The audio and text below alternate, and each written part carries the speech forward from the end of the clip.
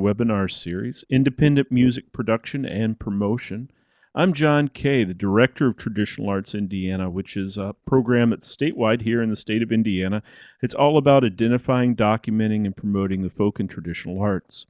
And one of the things that we try to do is to support the artists around the state by providing some technical assistance through these webinars. We received funding from the Indiana Arts Commission to help pay for some of the technical skills and staff that we have here that make this possible. And I want to thank the Indiana Arts Commission for making that happen for us. We're really lucky today to have a couple of presenters with us. Jared Cheek of Flannel Graph Records. Try saying that 3 times fast. Oh, sorry. And Mike Adams from Crossroads of America Records. And I'm really excited about this program because it seems to me like stuff that folks are doing now in producing records again and recordings just a few years ago would have seemed unheard of or unbelievable, and now the whole technology seems to have flipped. And that's one of the reasons I'm glad that we're doing this workshop, to try to put the word out there to maybe some folks that haven't realized that this transition has happened. So I'm going to turn it over to Jared and Mike. Thanks, John. Thanks, John. We are, first of all, glad to be here. This is Mike speaking. This is Jared. So you can tell us apart. What we're going to kind of do today is just sort of a crash course introduction to what we do. We're both very much, I would say, hobby record label owners. Yes. In that we devote a lot of our time and energy to it, but we are definitely not pros in the sense that we are not being paid for it. So take that for what it's worth, I suppose. We'll just dive in here. All right. My name's Jared. I've been doing Flannel Graph Records for a few years. I'm from Muncie. I'm 30 years old. I study business at Taylor University in Upland, Indiana. Currently I work at the library and Landlocked Music. Those are my day jobs, since this is not an actual job. Like you said, it's a hobby that actually, we lose money on, to be honest, for the most part. But that's what I do. The first record we put out was in 2009. We've been doing things as we can since then. We've released 22 albums or singles. Some of those are just digital only. Some are on CD, some are on vinyl, some are on CD and vinyl, some are tapes. Current roster is New Terrors, She Does His Magic, Mike Adams, The Dishonest Weight, and Via V Grandis, which are all Indiana bands, mostly here in Bloomington for the most part. And for the most part, just friends of ours. We don't really scout out unknown bands per se. It's mostly just putting out releases from our buddies that we like. We also do an annual Christmas compilation for charity of all new instrumental Christmas songs, which we're going to be releasing next month, actually, for the 3rd time. And we also do some one-off singles from things that aren't necessarily Flannel Graph Records official roster artists, but just things that are fun that we like to do. One-off singles. We have a couple singles coming out next year. So that's a little bit about the label. Mike will tell you about himself. Real quick though, Jared, maybe you could tell us. Yeah. Is your label genre specific, or what kind of music do you typically put out? No. A lot of it most people would probably call indie rock stuff, but that's just, there's not a specific genre. Like, we'd be open to putting out, some weird krautrock album or whatever. Mostly just has to do with my tastes, but not a specific genre per se. We have some that's more like country music almost, and then some that's more rock and roll. Sure. My name is Mike Adams. I was born in 1982 in Warsaw, Indiana, so you can know a little bit about me. I have a Bachelor of Arts in Telecommunications from Indiana University here in Bloomington. I moved here in 2001. I started XRA Records with some friends of mine in 2006 to promote a release of a band that I was in, and then label kind of took off from there. To kind of give you the origins, it was sort of accidental, just to promote a release. Excuse me, that we were working on. My current day jobs are that I work at the community access television station at the public library here in town, and I am a new dad as of 10 months ago. So I've been spending a lot of my time parenting lately. As far as Crossroads of America Records goes, actually we're generally going by XRA Records now because it has gotten much easier. It's less of a mouthful.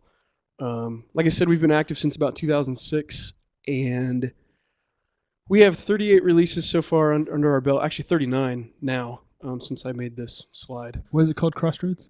Oh, Crossroads of America is Indiana's state motto. And we generally release things that are related to Indiana, though not always. And you'd say, I think I remember you saying that you just called it a label, kind of as a scam to make people think that you were more legit than you actually were at first, right? Yeah, kind of. It was sort of an attempt to fool some press folks into thinking that our band Right. was really something, even though we were also the label. Gotcha. But the artists that we're working with right now, which this whole list here are artists from Indiana: Metavari, Wet Blankets, Frank Schweikart, husband and wife, Living Well, and Bro Steven, who technically is in Louisville, Kentucky, but has been in Indiana on and off a lot. We've also done some other releases that have been more sort of vanity projects or sort of one-off stuff. Are we losing it here? Oh no. Are we back on? It's going in and It's out. going in maybe and it's out. maybe it's this. Maybe I'll try holding it a little differently. You got it now? Oh, it's lag. Okay. We just have a little bit of a delay with the stream. Sounds like. I'm gonna take a drink here. Sorry, I have this. I forgot. Mike's taking a drink right now. Thanks, Jared, for the update. No problem. As I was saying, we have done some sort of one-off releases. We released some Starflyer 59 albums, which is a band that I really like. And we also did, we'll talk about this a little bit more later, but Jared and I together did a subscription series called Laminar Excursion Monthly, which was a really big project and undertaking for us. And like I said, we'll get to that more later, but that was something that we did in 2010. So the first thing, well, this is just kind of an overview of what we're going to talk about in general. Like releasing your own music can mean a lot of different things to a lot of different people. And we're just going to kind of talk about the ways in which we've done that and places we've found success and humongous failures and things we've enjoyed doing or didn't enjoy doing. What in the pictures that you're seeing here, on the top row, these are kind of just more traditional ways to release your stuff. You know, you have the LPs, records, vinyl albums, cassette tapes, and CDs, which, you know, in my lifetime have all seen kind of their heyday, I think, come and gone. Less so with LPs, but right at the tail end there, I got some of that. And then on the bottom, which we'll kind of touch on this stuff later too, are some examples of people releasing music in ways that are definitely not traditional, definitely more, I don't know, what's the word? Oh, thanks so much. I got some water here, folks. Yeah, well, people are using iPods these days a lot more, and so they don't need something to stick a CD or tape or so. As you can see on the right there, there's download cards. There's a Flaming Ellipse in the middle there on the bottom. Released an album as a USB stick inside of a gummy skull. Truth Universal says unconventional, and that's exactly the word I was looking for. Unconventional. There you go. Think of. Thanks to Truth Universal. Good job. Thank you, Truth Universal. I didn't mean to interrupt, but no. Also over here on the far left is Taylor Swift's new album, which she partially released as Pizza. at Papa John's Pizza, which came with a CD. And we'll kind of talk about this stuff a little bit later on. We're going to start off, though, talking about CD manufacturing, which is something that primarily I would say we've both done a lot of. just I would say up until recently, that's been about half of what we've done with the label. We've made a big shift toward vinyl stuff lately, but the first thing I kind of want to mention is that there are a lot of companies out there that will help you if you have a CD's worth of music you want to release. There are a lot of companies out there that will help you from start to finish put together a very release, from mastering to shrink wrap, all the whole total package. Um, we've done quite the pictures that you're seeing here are a couple of releases that Crossroads of America Records did like that.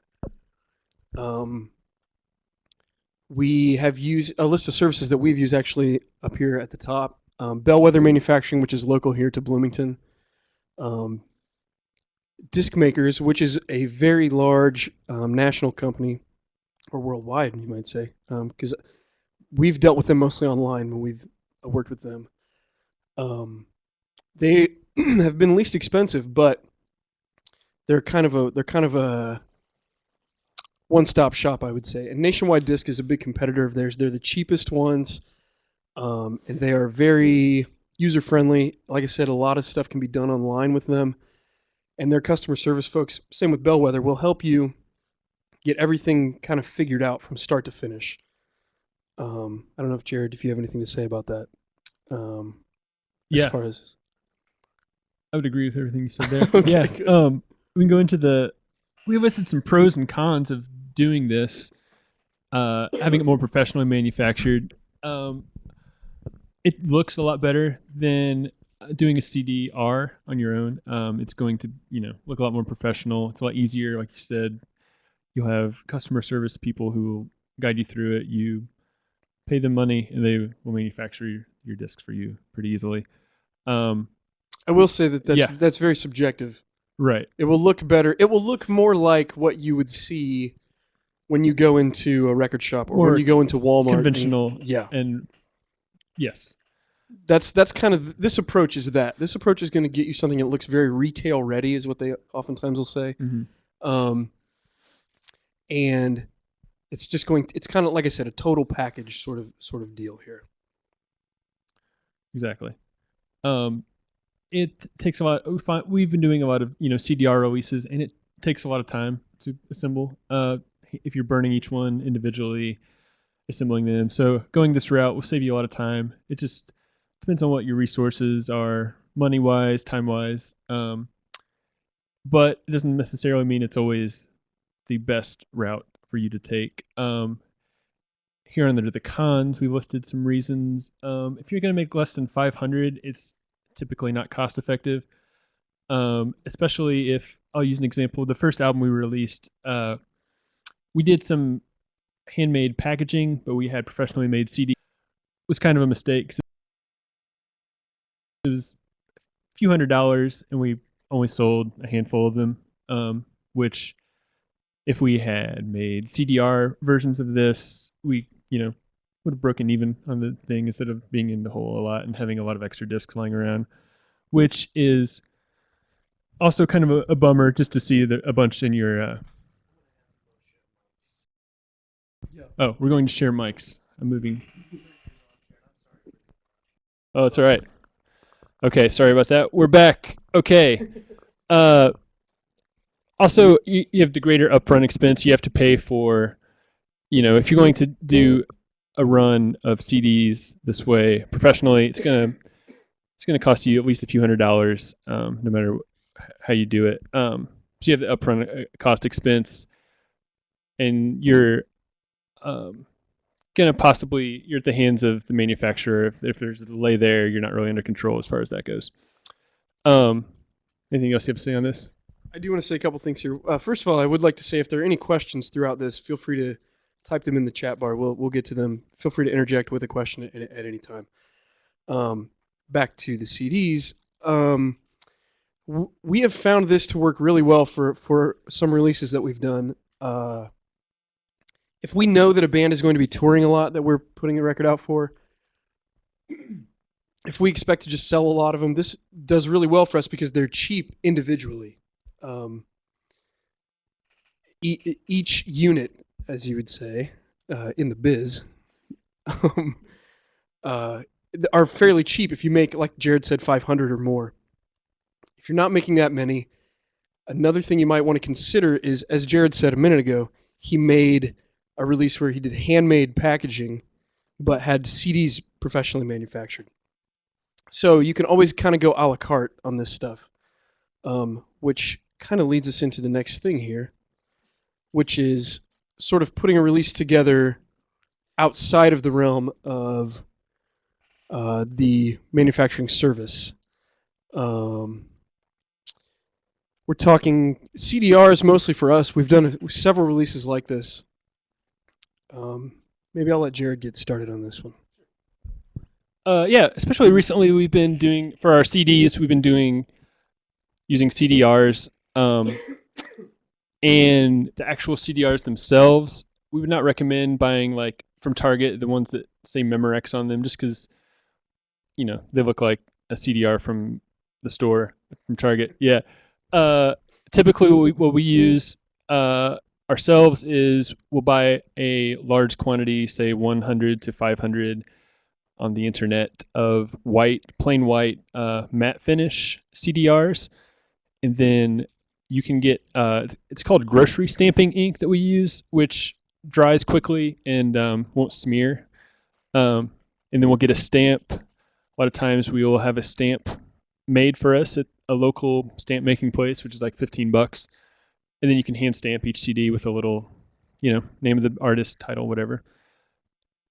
And so yeah, some pros that we've listed here. You can make as many as you want.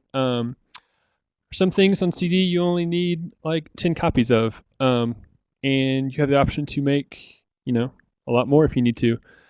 If you're finding that you're hand making some and you are making 50, 100, 200, you know, at that point you might be like, well, it might be time to professionally make a large quantity of these. But this allows you to not get over your head as far as this stuff goes. It's a lot more inexpensive, of course, because you're not spending the money to have a large quantity manufactured. You can just use as many as you need. You can make them unique. For example, this one here on the left is an EP that we put out. The one that's green, it's a Chad Serhal EP. We reused some CD packages from a local larger record label. We painted them and then printed out 6 little panels with pictures and information and pasted them to the CD packaging, and then burned a CDR and stamped it, and that was the release. This one in the middle here is one that came out last month, and it's even simpler than that. We just had some covers made on color cardstock at a local print shop, and we cut them and scored them down the middle, folded them over, and put in a CDR in a slim, very small plastic bag, and that was that. Mike, anything to say right now?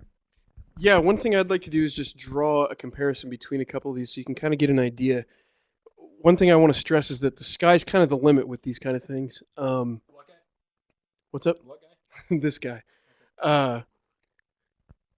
So anything you can think of, you can kind of do, because you're not limited by what the manufacturing company can come up with how much it's going to cost, as far as through the company goes. I mean, you'll have costs involved with this stuff, of course, but I want to show you the middle picture here that Jared was just talking about is a release that he did that, like he said, is one CD. It's a folded over, printed out piece of cardstock. Very, very simple. It looked great, but it's about as simple as it gets when it comes to putting together a CD release. And then the other two pictures are way more involved. There's everything from collecting used CD packaging that you sort of repurpose, to coming up with the artwork. I spray painted the ones on the right here were all spray painted and then kind of glued together by hand. And then I bought a shrink wrapper on eBay and shrink wrapped them. So I mean, I just want to make it clear that there are really a lot of options, and whatever is going to work for you is what is going to work for you. We do have a question here that I would like to address. Two questions. Oh, I just saw one. Let's see. Okay, great. Let's do that second. First, I want to answer this one. Excuse me. About pricing. The question is, do you price the handmade CDs lower than a retail CD? And that is also completely up to you. We typically do. I'm trying to run down the list in my mind. Couple dollars. If we make them less than we would otherwise, we try to keep it maybe a couple dollars less, not too low, even though we're kind of inclined to, just because it might get more people to do it. But then on the other hand, we kind of don't want to undersell the value of the album and make it seem cheaper. We want to have it be expensive enough that there is a inherent worth applied to the price that people are. Does that make sense? Yeah. So yes, we do typically price handmade CDs lower, but maybe around $7 would be a retail price for what we do for ours for like a full length, $7 to $8. Yeah, I can give you actually on the last slide. I'll jump back here real quick. Chad, can they see the mouse on here? My mouse. Okay. Okay. I just wonder, can you see that I'm pointing, which picture I'm pointing at? Okay, so I'll just say the photo on the right here. We sell those CDs for $10 from our like web store. And then jumping back to this slide, the photo on the right, which is the handmade one that I did, we sell those for $8. And part of the reason for that is you want to take into account the amount of time that you actually had to put into this stuff, because that is one of the biggest factors of doing these sort of handmade things, is that it's so much more labor intensive. And and that also depends on just what you're doing, like I was saying a minute ago. But you want to take into account the amount of time that you have to spend on it, and also the upfront cost is much less. So while we're selling a retail CD for $10, maybe we're only making we're making back a smaller percentage on that than we are on these handmade ones, just because we can kind of get away with doing them a little cheaper. And then to address the second question here, I guess I didn't really mention this. I don't remember if you did. Jared and I have actually each owned record stores in the past as well. And the question here is about the transition from record store owner to record label entrepreneur. Maybe Jared had a better record shop than I did, so I'm going to let him talk about that. And I think you went from store to label, whereas I went label, had a store in the middle of it, and then closed the store. So I'm going to let you take it from here. All right. Thanks for the question. Yeah, like you said, I used to run a small record store in Muncie, and then when I started doing the label, it was after I'd done that. So I'm sure there's, in the back of my mind, I'm kind of thinking of how this is going to, be displayed in a record store, and, thinking of that being the end result of where it's going to go. And I know from myself and others, just thinking about how what record store owners are looking for and what they like. We try to send promo copies of things to record stores so they have them available so they can hear the music. Things like making sure there's information on the spine of a CD, so when it's in the shelves, they don't have to like add an extra sticker on it to explain to the customer what it is. Like for example, this middle picture here, it's a Felt. There's this 80s band called Felt. We did a tribute album to. We made, like I said, the very slim little simple CDs inside of a folded over piece of color cardstock, which does not have a spine or anything. But then we also made a small, even smaller run of Digipack cardboard CD cases specifically for record stores, so they can display it and it won't be lost in the shelves, and it will say on the spine what it is. And speaking of that, that's another thing where for that one, we had 1,000 generic flannel graph records, cardboard CD cases made. When we did a professionally made, manufactured CD by this band, She Does His Magic, we had the actual CDs printed up for that band, but the jackets we had made without the information for the band, with that in mind, that we would reuse the 1,000 cases here and there for future releases. So we would just slap on a cover and then use that digipack. So that was just our way of making smaller runs, but also having it look a little more professional. Here's Mike. There's actually another question here that I think this leads into well. I would say, to answer two questions at once, that my experience as a record store owner helped me get a lot of information about dealing with distributors and expect and how they operate. Currently, our Crossroads and Flannel Graph together, whenever we release something together, and anytime Crossroads releases something, we are distributed by Nail Distribution, which is based in Portland, Oregon. That's only been within the last year that we've started doing that. So far, so good. We've had a really good relationship with them, and they have been taking care of our physical and digital distribution. Before that, all of our distribution was done in-house, which was very difficult and time-consuming. We did everything virtually through mail order, both online, and we make up a little mail order catalog periodically. We were seeing much smaller numbers. I was having to personally contact record shops and smaller distributors that we wanted to service with our releases. So yeah, that was difficult and not something that I was having a great time doing, because it eats away at the time that you can spend working on new releases, which is what I actually really like doing. So hopefully that answers that question. And then the second question here about management and booking agents. On the Crossroads of America side, we actually have a guy who from the start has been sort of our in-house booking agent for any of our bands who are going on tour. We have not worked with a dedicated booking agent or manager up to this point.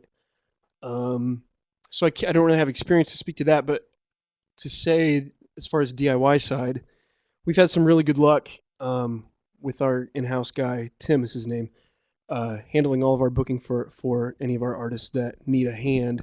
A lot of our artists are really independent, so they've already got a handle usually on booking their own tours, or at least getting started on something like that.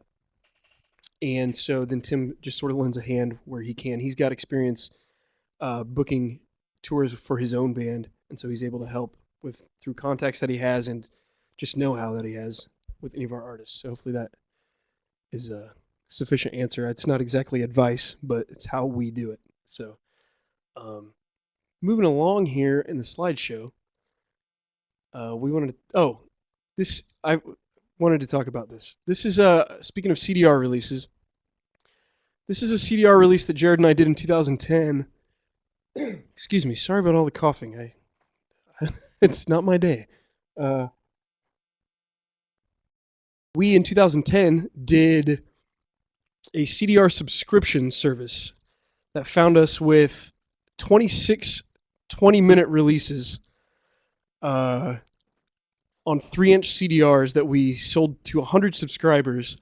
And then every month, Jared and I had to burn 200 CDs, print 200 sets of liner notes, package them all up, and stamp them all, change the letters in the stamper. It was very, very labor intensive, but totally fun to do, and for us, I think worthwhile.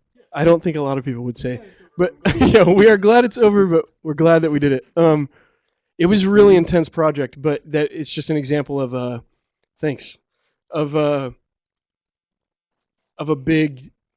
biggest CDR handmade release that we've done. This picture that you see is just obviously this 3-inch CDs that Jared has stamped all of them, and then this photo is some of the 100 boxes that Jared handmade.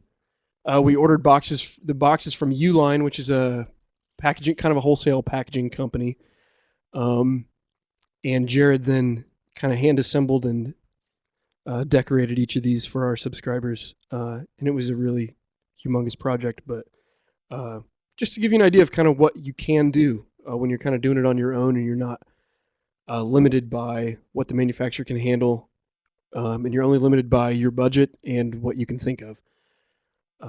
So moving on from there, we wanted to talk about vinyl manufacturing, which, like CDs, it's a little more complicated with vinyl because there are a lot more parts to consider. But there are plenty of companies who kind of do the full service thing. And this release on the right that you see the picture on the right is one Jared recently did. I'm going to maybe let him talk about that for a little bit. Yeah, this was actually the first vinyl release that we did where everything was done by a professional manufacturer as far as the jackets and everything. We used Pirates Press, which is a vinyl manufacturer based in San Francisco. This is a 10-inch record. It's this band Candy Claws and Mike Adams here, who, I don't know if we mentioned this, Mike runs Crossroads of America Records, and his band Husband and Wife is on that label. And then I have been releasing his solo work as Mike Adams at Dishonest Weight. So that's what this particular 10-inch here. It's him and this other band Candy Claws covering Starflyer 59 songs, which I think both of us would probably say is our favorite band of the last 10 or 20 years, probably. So yeah, that one, it was a lot of fun to put together. Basically, you send the mastered tracks to a company and you tell them what you want. There's a lot of details you have to make sure you have right when you're doing this. A lot of little steps. One thing we messed up on for this one is we had repeating lock grooves put in on each side at the end, which means at the end of the song it will repeat the last, I think it's like 1 1/3 of a second forever, like it's an infinite loop. But I forgot that the song that I sent to them had like 2 seconds of silence at the end, so the repeating lock groove was just silence forever. So we paid extra for that, even though it was nothing. Anyways, yeah, Mike.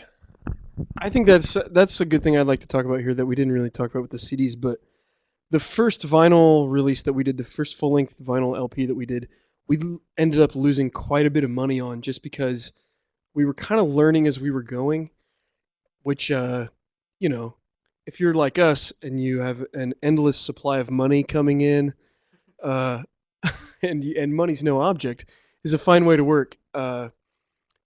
In retrospect, I wish I had done it a little differently because I lied about all that money. But like I said, we got into a project where the ink ended up being more expensive than we were thinking it would be. The mastering for the record ended up being more expensive.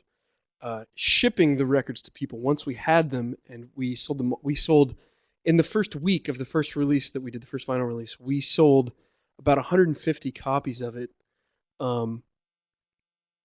Just from our mail order site, and I lost probably $400 on the shipping, not knowing a few things. Like media mail is an important thing to know. You can ship tapes, CDs, records, books. There's a list of what constitutes media mail at the USPS website, which is a much cheaper way to mail things to people than first class, and we didn't really know that going into this, so that's a good thing to know. So yeah, we've gotten a little more efficient at doing the vinyl thing, and we've done it more. But Jared kind of glossed over mastering. There's so many little things to know, and I definitely recommend a lot of these manufacturers. We have listed here Pirates Press, URP, which is United Record Pressing in Nashville, Got a Groove, which is in Ohio, Bellwether, like I mentioned before, they're here in Bloomington. Um, a lot of these folks have on their website really detailed um, instructions or just like recommendations or how the process works of actually creating from scratch a vinyl record album. And I highly recommend doing as much research as you can, even giving them a call and talking to somebody is a good idea, because there are a lot of options that you don't have with CDs that you do have that can hang up your schedule if there's a time schedule with the release, or if you just if you're just trying to get the thing moving. It's good to have as much knowledge going into this as you can, because I've definitely over the past 3 or 4 years of releasing LPs have learned so much with each release. It's like every time I learn something new. One place that's not listed here that I would like to mention is Aardvark Mastering, which is aardvarkmastering.com is their web address. They have a great resource there of just knowledge about the process of making a record. Everything from how much time can you fit on one side of an LP to what speed do you want it to be, what kind of options do you have as far as cutting the record. I mean, they have a huge library on that website, and they're a great company that we've worked with a lot to do our mastering and plating and making stampers for us, which may or may not mean anything to you, but it will if you get into the vinyl process. So that being said, all the stuff that you're seeing here was stuff that was made by those companies that we kind of talked about before, where you go in, they help you from start to finish. A lot of these were done with package deals that they even have specials where you can get, like the middle record here, which is a Frank Schweikert album.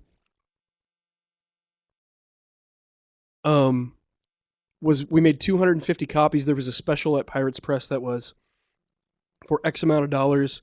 You get full color label, colored vinyl, full color jacket, shrink wrap, the whole deal, and it was just like, here's how much it costs for that. Same deal with the picture disc you see on the left.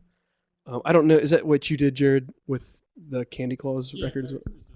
Yeah, same deal. It was like a 10-inch record complete special. And these, actually, I think all three of these were done with Pirates Press, which I've, talking to other labels recently too, I've only heard good things about. They might be a bit more expensive, but I think it seems like it's worth it. Right.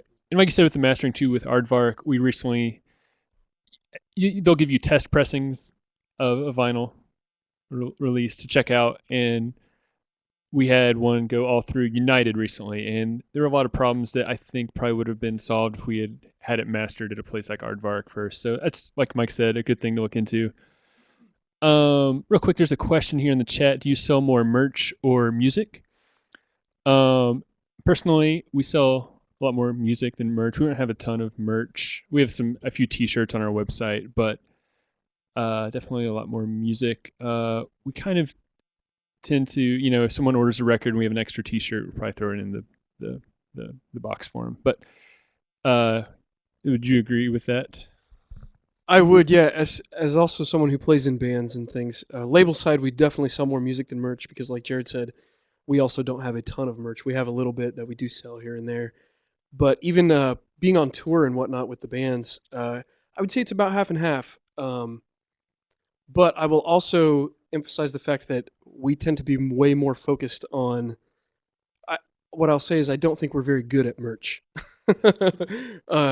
There are some people who are so great at making merch and coming up with ideas. That's not us. But I do feel like we are much better at coming up with ideas for the releases and for the music. So hopefully the music is becoming the merch in that sense for us. And that sort of translates, I think, to what we see in sales. Jared talked about how you can do your mastering at some place, maybe, do your jackets at another place, do your pressing at another place, and that leads us into our next slide, which is something that we've both done, and that is sort of a la carte or piecemeal vinyl releases where it actually ended up being cheapest to do each aspect of creating the record at a different company or a different manufacturer. And one thing about vinyl, there are people out there maybe listening who own lathes and record cutters. We do not. So as opposed to the CDR release, we still have to rely on a manufacturer to cut an LP for us. And so a lot of times what we'll do is kind of dissect the whole process, where we will, like a record we're working on now, we are mastering it at Aardvark, printing the jackets at a place called Imprint in Florida, I believe, and then having the record pressed in Nashville at United. And then we'll assemble everything and shrink wrap it when all the parts get back to our office, which is my garage. So yeah, these are a couple examples. These two pictures are both Jared's releases. I'll let him talk about these, and I'll get along to one of ours next. But just of examples of things that we've kind of done more piecemeal, like I said. So maybe Jared, you can talk about these a little bit. I'd be happy to. This first one here on the left is a 7-inch by a punk band that broke up called Osteoferocious. We had the 7-inch records made at United in Nashville. And those just came to us, like you see there on the top of that picture. It's kind of a beige color. They just came in plain white little sleeves there. And so for the jackets, we kind of like to try to use things that we have laying around. We had from a local larger record label, they donated some extra jackets that we turned inside out, and then I had some wood stain in my garage, so I wood stained the inside of the white jackets, as you see there, which kind of, all this takes a long time, which is a reason to be smart about, you know, what you want to put your time into, because things take a lot of time. And then we had some covers printed up, those little pictures at a local print shop, cut those out, pasted them to the covers, printed out some liner notes, threw in a sticker that was a part of a special deal with the manufacturer was running, came with some 1,000 stickers, so we had the stickers in there too. And similar deal with the one on the right, which we released a couple of months ago. That one was, I believe it cost us about $1,000 to do 300 records, which is not a bad deal. Comparable to a CD release, and especially now, vinyl has a much greater value to people. People are more, at least what we've in our with our experience with our customers, they'd rather buy vinyl than a CD, especially if that's what they listen to and it comes with a download code. So yeah, that's what we did. It came with some plain white jackets that we screen printed ourselves with some local help from some local guys, and put them in some plastic jackets that we buy from a place like bagsunlimited.com or something like that. And that was that. I think we should probably go to the next one now, right? All right. This release on the left is it was our first full-length vinyl release, which we used Flannelgraph, borrowed some extra jackets from Crossroads of America Records because they had extra silver plain jackets that we just screen printed over. And Mike, you want to talk about the Wet Blankets release there on the right? I will, yeah. That's one that we just released last month, actually. And we made 200 copies of it, and that was the same deal where we mastered it at Aardvark, pressed it at United, and then we actually had, in the pictures here you see, we went to, there's a great resource here in Bloomington called the Bloomington Print Collective that will teach you. This photo you see, it was taken during my first ever time screen printing anything. And the picture underneath is what we were screen printing, and they came out looking really good. So they helped us do all that. This for this release, for the jackets, from a previous release that we had done, we had 200 spare jackets. So we turned them inside out, as you can see in the picture on the upper left here. That's what it looked like originally. We turned them inside out, as you see on the bottom right, and then screened on the blank white side. I had to take an X-Acto knife and sort of cut the glued side down each spine, and then we just used Elmer's glue to glue the spines back together on the other side to create that finished release, which, as I said, is right back here on the bottom. And that's just, for us, that worked really well. It was cost effective. The band didn't need a lot of copies. It's their debut album, and it's only 5 songs, so it was good to be able to do it fairly cheap, but they really wanted to do a vinyl release, and we wanted to do another vinyl release. Because as Jared said, we have actually found, especially in the last couple of years, we're selling a lot more LPs than CDs. And I don't think that will translate to everyone, but for us it definitely does. And something else I meant to say earlier when we were talking about CDs, and it kind of applies here too, is that when you're considering doing a more like handmade or do-it-yourself project like this, something to consider is with your audience, when you're trying to decide whether if you want to do it handmade or do it through a manufacturer. I think for us, when something that we've made looks like we have put a lot of time into it, or when it kind of looks like a piece of art, that helps us to sell records because of our audience appreciates things like that.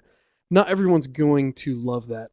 Some folks really want that sort of slick, professional look.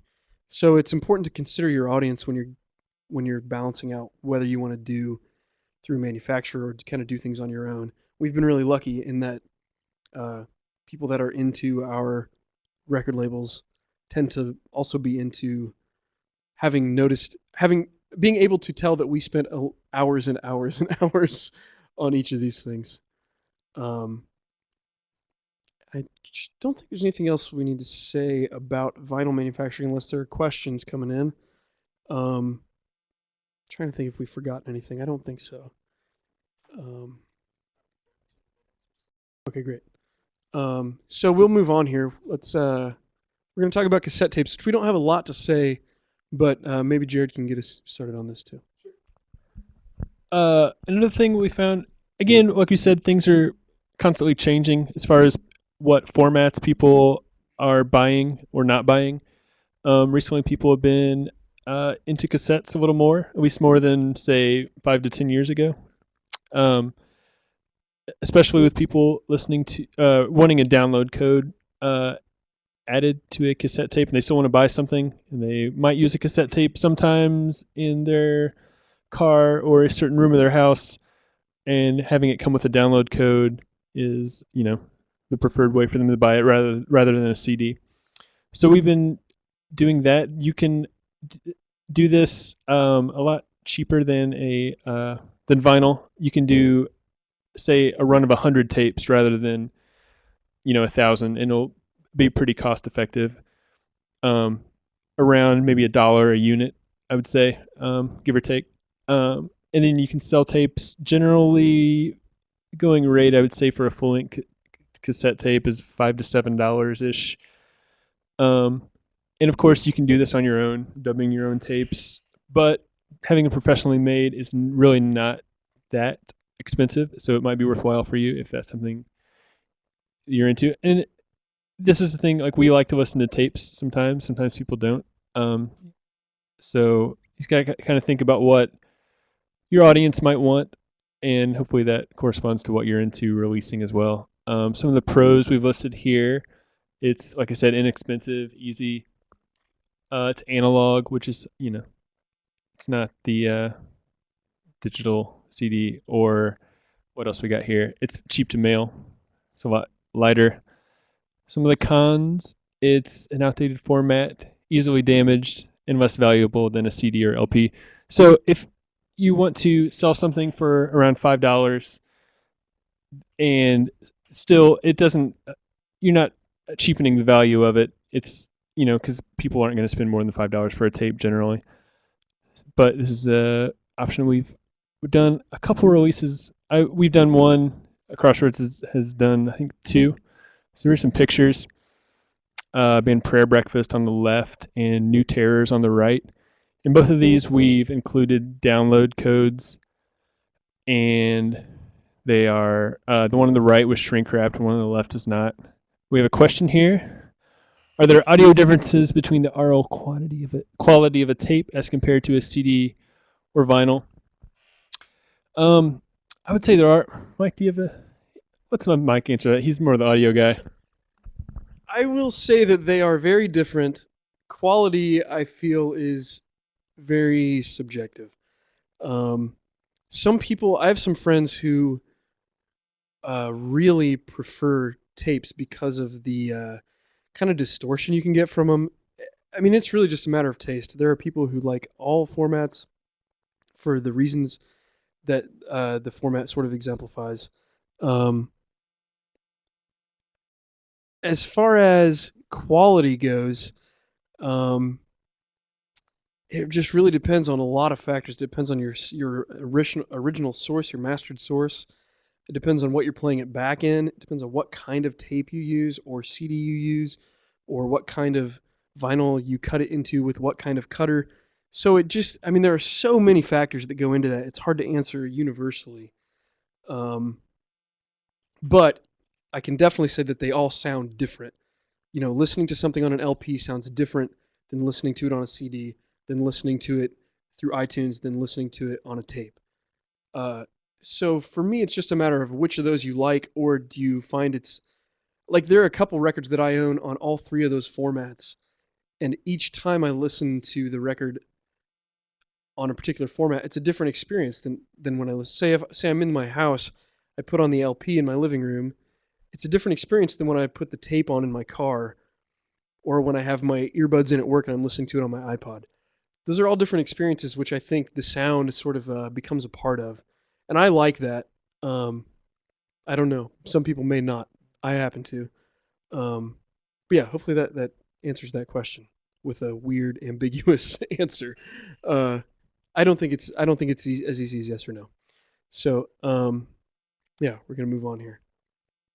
Digital music. We all know about iTunes. Well, I guess we don't all, but a lot of us know about iTunes. That has become a huge, huge factor in releasing your own music.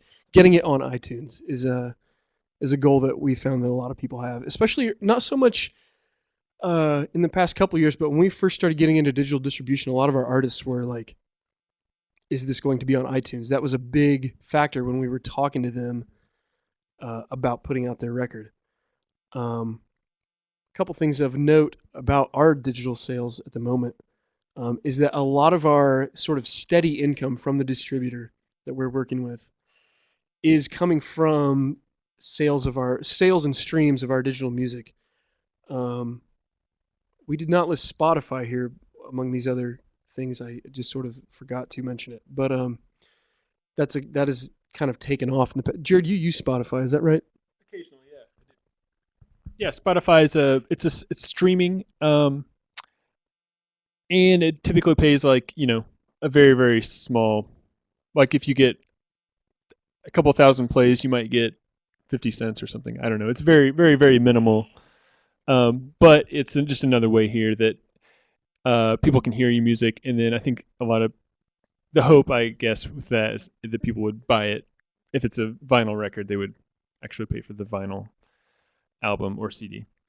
Yeah, and you can go through a service like TuneCore, CD Baby, and you pay them a fee. I think it's typically $40 to $50 per album, and they will set it up for you through iTunes. And then, yeah, I'd say it's sort of the equivalent of those CD manufacturers that we mentioned before, but this is just on the digital side, where these folks, you set up your record through them, and they will give it to all of the online record shops for you, and it's very easy, kind of a one-stop deal, where they kind of become your distributor for a fee. So yeah, I just wanted to mention that this is kind of equivalent. That CD Baby, TuneCore, and I'm sure there are others that these are just the two that we've used in the past before we were working with Nail. They're kind of the equivalent of the sort of disc makers and Nationwide Disc that we mentioned earlier when it came to CD manufacturing. Right. And then also Bandcamp. We've been using that a lot. We have a label Bandcamp page. Both of us do. And then, yeah, I was about to say that, Mike. Thanks. Yeah, on here, there's a webinar you can find very easily on the website that Joe did for Traditional Arts about Bandcamp and setting it up. And so we're not going to go into the details of how to set that up yourself, but it's very easy and anybody can do it. You don't have to pay anything. They will put your money into a PayPal account for you. They take out a small percentage, of course, but it's very easy. Anyone can set up their music. So we would definitely suggest that. If there aren't any questions about digital music and setting up your music digitally, we'll go on to some other means for releasing your music, which we are, when we can't really, I think both of us, our preferred method would be to release something on vinyl. But we're also looking into other ways that when you're dealing with digital downloads, if it's a piece of paper with a code on it, you can really release your music as any physical object.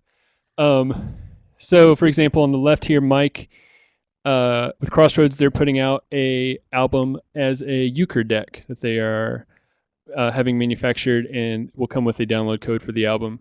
On the right here, we're putting out a Christmas album this year, and it'll be available as a greeting card with a download code inside, as well as we had 10 coffee mugs made with the album cover on it that will have a little download code inside the mug, so people can buy the album as a coffee mug or a greeting card. So really, the possibilities are endless as far as how you want to release your music is as a physical object.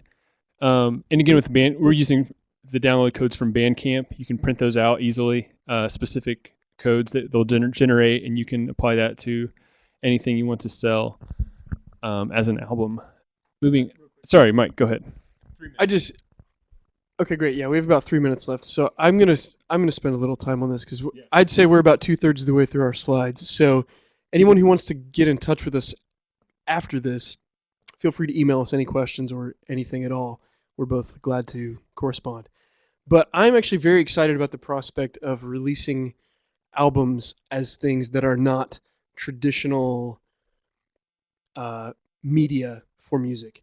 Like Jared said, I do, for my own personal listening experience, I do prefer LPs just because I like the way they work. I like the way they sound.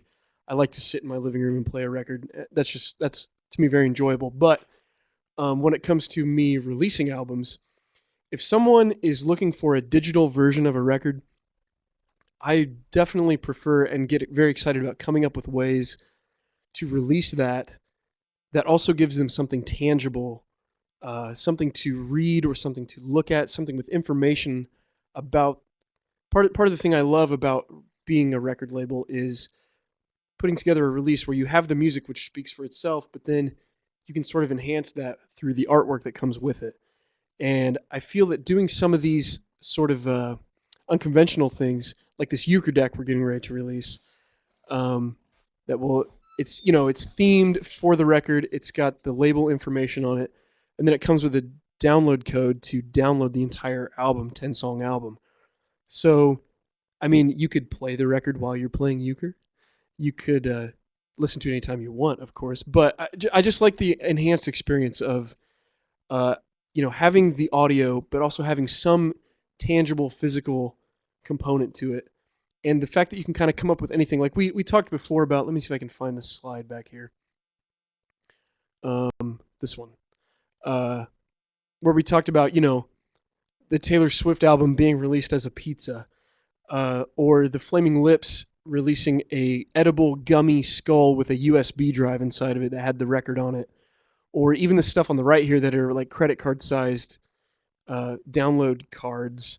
I just really like the prospect. When we were getting ready to do this euchre deck, that's for a band called Living Well. And when we were getting ready to do that, we couldn't afford to do vinyl.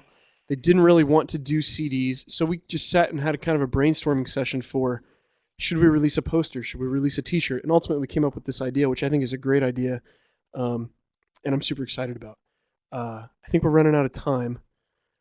Jared, I don't know if you have anything to say to kind of wrap up.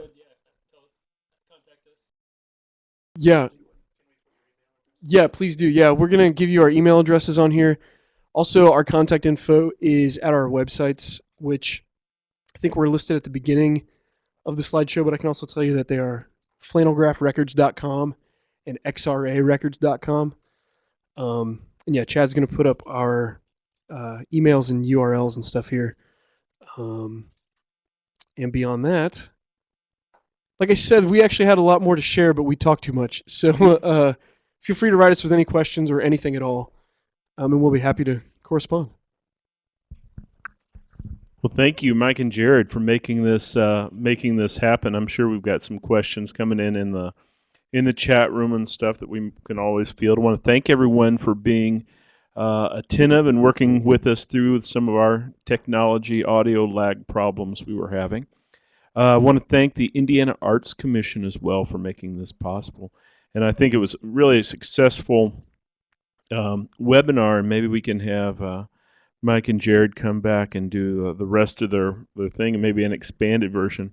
I especially like this idea of other means of releasing your music. It's kind of a really cool notion. So we'll turn it over to the chat room if there's any questions or anything. But I want to thank you all for being here today.